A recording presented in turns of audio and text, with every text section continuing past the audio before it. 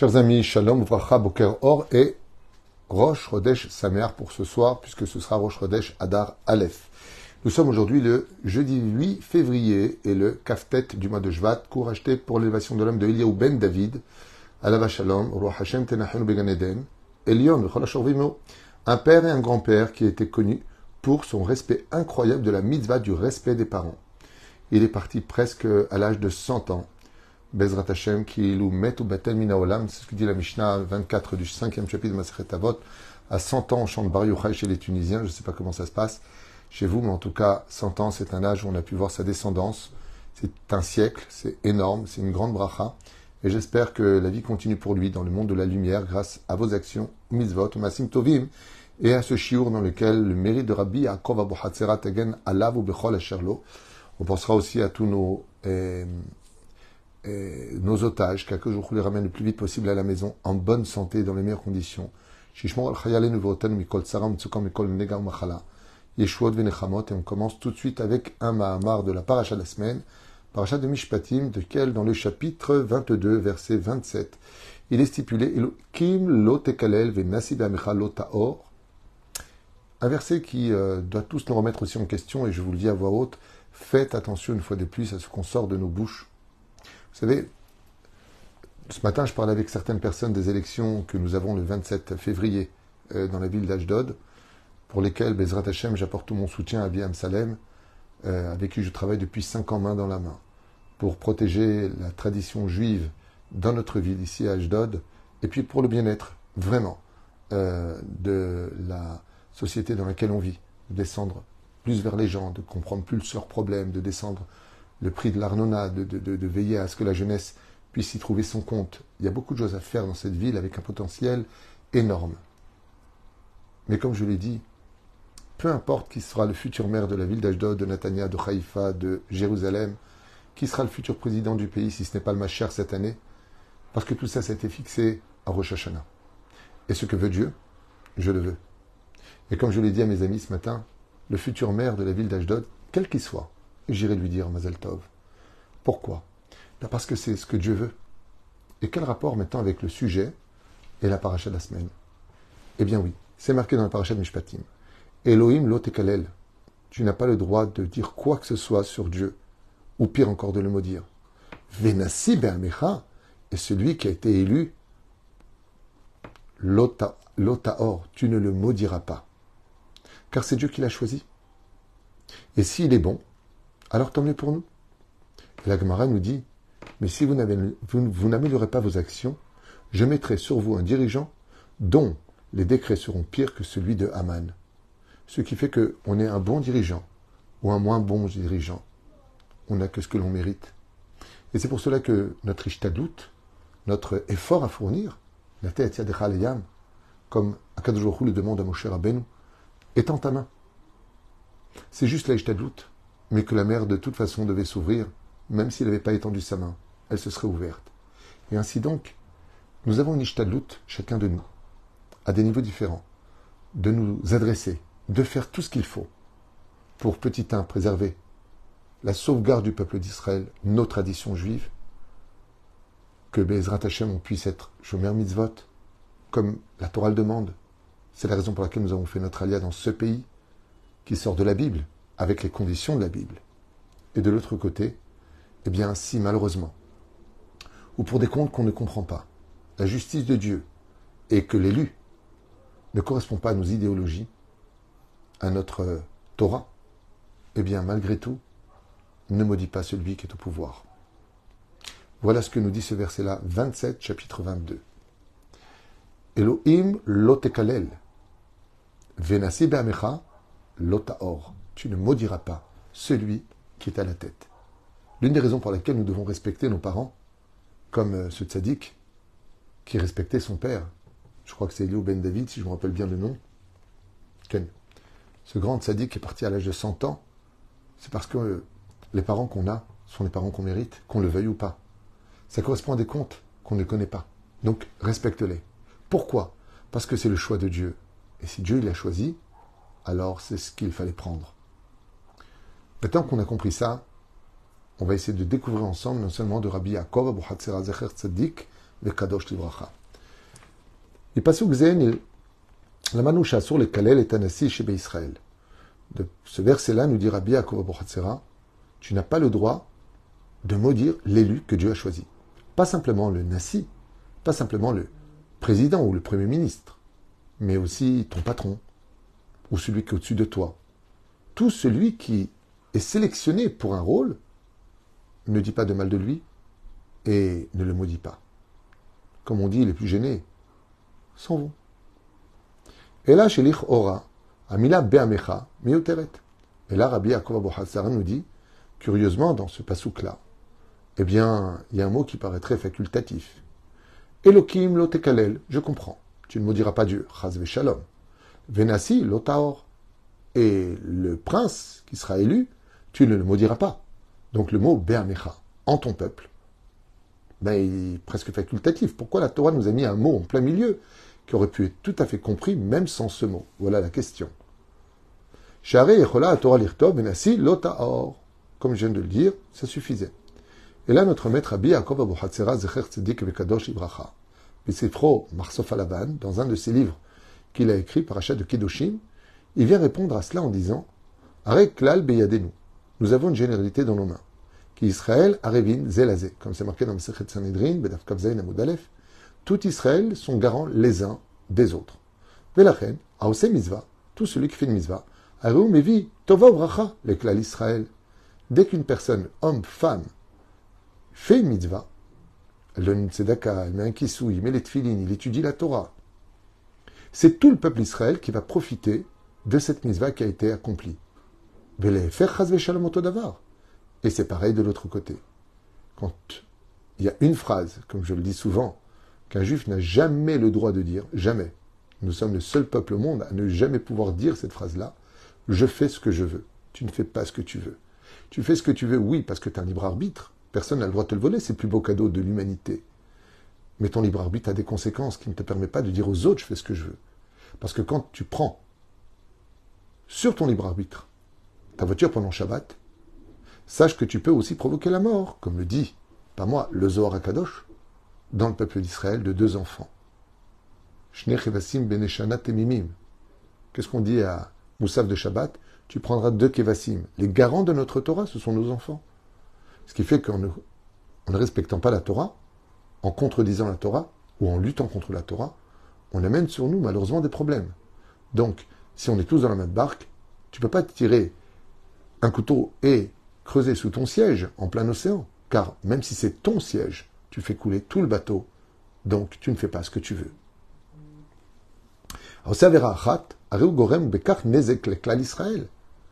Car pour le meilleur comme pour le pire, nous sommes un peuple sur lequel, eh bien, il y a un problème. Et c'est pour ça que le verset nous dit Be'amecha, dans ton peuple. Arrête, si moi, je décide, sur mon initiative et mon libre arbitre, de dire du mal de ce dirigeant, eh bien, ce que je vais provoquer, c'est que cette avéra que j'ai fait, ce péché de parler de quelqu'un, va emmener de l'ombre sur tout l'ensemble du peuple d'Israël. Et c'est pour ça que la Torah nous dit Elokim lo tekalel, tu ne maudiras pas Dieu. Venasi be'amecha lo taor, tu ne viendras pas maudire celui qui est ici, celui qui nous dirige. Venasi be'amecha lo taor, comme je le dis souvent, à la veille des élections, au lieu de dire il est bien, il n'est pas bien, fais ce qu'il faut pour changer l'histoire au lieu de la critiquer. Umadoua, pourquoi? Car tu provoques des dégâts au sein de ton peuple. Da'ayenu. Betochamecha. Klomar al-yedeh chetze be'ot sarot, ba'ot sarot l'Israël. Car toute mauvaise action que tu fais dans ce monde, juif, homme comme juif, femme, tu provoques des malheurs au sein du peuple d'Israël si tu ne fais pas ce qu'il faut. Qui Israël arevim zelazé, car nous sommes tous garants les uns des autres, c'est-à-dire tous sur la même barque. Vechol echad mashpia b'ma'asav al zulato, ki kulanu b'sira achat. Et chacun de nous influençons sur la destinée de l'autre, car nous sommes tous dans la même barque. Ce qui fait que si tu décides de ramer à l'opposé de la direction de la Torah, sache que c'est toute la barque qui va, malheureusement, stagner, parce que certains vont ramer du bon côté, et d'autres de l'autre côté. Ce qui fait que la barque tourne en rond. Un peu l'histoire de notre peuple en ce moment, si je peux me permettre. Le Midrash nous raconte Beshem Atana Eloki Rabbi Shimon Bar Yochai. Sruto Yagen al Kol Israël. Al-Gvutzat Anashim, qui raconte donc l'histoire d'un groupe d'hommes, Shiatsu la Flaga Besfina, Tiulim el Ayam Agadol, qui s'était engagé sur un bateau et qui avait pris le large vers l'océan. Meot Anos'im Nichnesu Ish el Chadro, Leitkonen Likrat Aflaga. Et chacun était rentré dans sa cabine pour justement être prêt pour quitter le port. Vine le Fetan Ishmeru Besfina Kolot Shel Gidoach.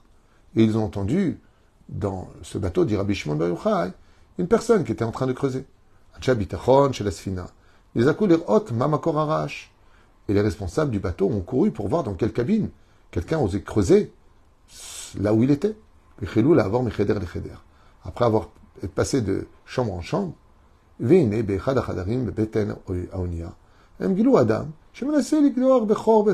c'est un peu l'exemple que je vous avais donné à l'avance, qui est un exemple de Rabbi Shimon Bar Yochai.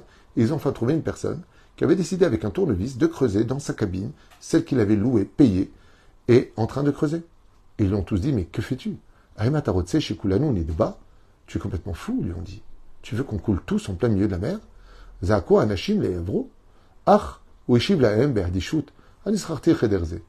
a dit, je fais ce que je veux, c'est ma chambre, c'est mon corps, c'est ma vie, je fais comme je veux. Et à ce moment-là, dit Rabbi Shimon Bar Yochai, on doit rappeler à la personne qu'elle est juive, et qu'en tant que juif, dans ses paroles, ses actions et ses pensées, quand un juif maudit un autre juif, on va tous le payer. Quand un juif est Mechalel Shabbat, on va tous le payer. Quand un juif ne mange pas kasher, et qu'il te dit, moi je crois pas en tout ça, c'est des bêtises, on va tous le payer. Vous allez me dire, mais c'est injuste. Pourquoi est-ce qu'on va payer pour lui? Il a fauté, il paye. Réponse, oui, mais de l'autre côté, quand un juif fait teshuva, Dieu bénit tout le peuple d'Israël.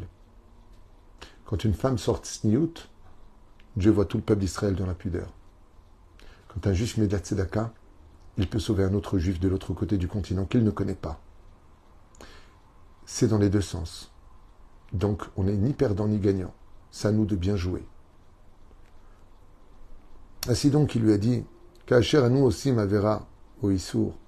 Quand on fait une chose, qu'elle soit bien ou qu'elle soit mal, Rebekar, anu pogeim bemizikim mamash leklal Israël, chaz v'shalom. Il faut savoir, dit le Rabbi Yaakov Bohatzera, que on n'est pas conscient de cela, mais que dans des états d'âme, états de colère, états de fatigue, notre façon d'agir, le peuple d'Israël oublie juste un détail que nous rappellent tout le temps nos ennemis.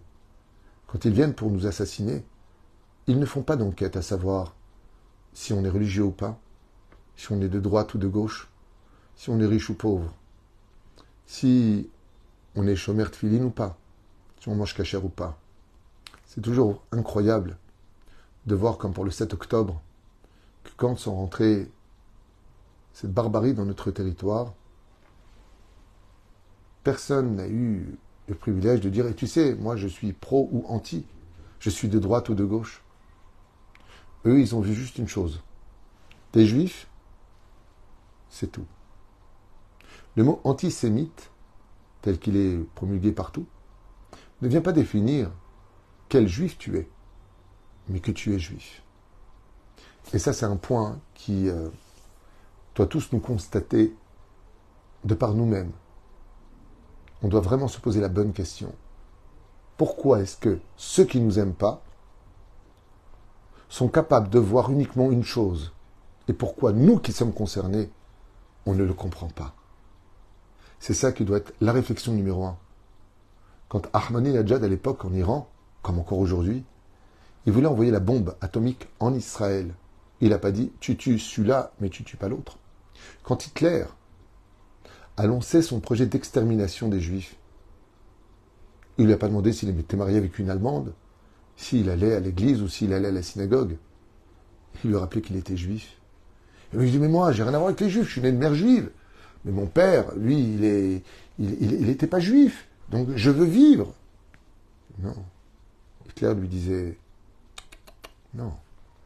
Himmler, quand il a lancé son projet d'extermination, Goebbels, toute cette pourriture de personnalité qu'on a connue, Il ne s'intéressait pas à qui tu étais, ce que tu faisais, ou quel était ton degré ou ton niveau de pratique religieuse. Eux, ils savaient une chose, qu'ils n'arrêtent pas de nous lancer, ils n'arrêtent pas de nous fixer avec.